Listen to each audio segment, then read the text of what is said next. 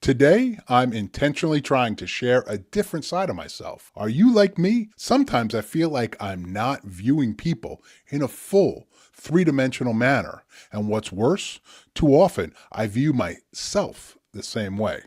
These two poems today dive into this about myself. The first poem reflects a near-death experience I had as a very young man. Someone didn't like me for no other reason beyond my existence, and thankfully, his plan didn't work out that day. But it put me in a position to know that there will be an end, and perhaps I'm lucky to have seen the trailer for the last chapter I'll face one day. I couldn't come up with a better title for any poem than this title for this poem, which is Being Hated. Shame on me for not being more suspicious, left with no option but to hope for mercy, and mercy arrived indeed. My vision had left me, and some other senses.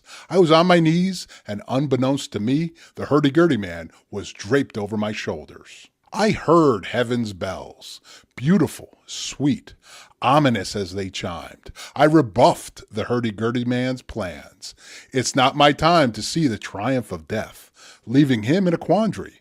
Play with matches and you'll get burnt. Fire comes where the unsuspecting never look. The plot's been ad-libbed. An unexpected outcome, his surprised, drenched in pain. Away he went because it wasn't my day. See ya. One day, he'll be back. I hope you enjoyed, or maybe better to say, I hope that poem made you think a little bit. I mean, in that poem, I addressed that reaper. And my favorite name for him is the hurdy-gurdy man. One day, he wins. That's a fact. And although I love my life's beautiful and rewarding beyond my wildest of imaginations. I know it's going to end sooner than I'd like, but I'm accepting of that faith. Like I have a choice. My time will come and I'm overflowing with gratitude for this life I've lived, and I hope for so much more. My next poem is me exposing that ugly side, a side I think we all have in us. I'd be massively curious to know if you agree.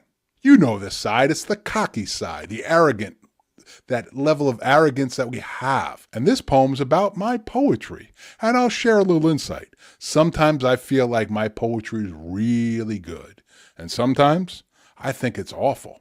I've fluctuated back and forth with these thoughts for a while. Roughly 40 years. So here's my next poem. I'll call it The Acts of Locution. Streams of silver, flowing over rocks smoothed by their travels.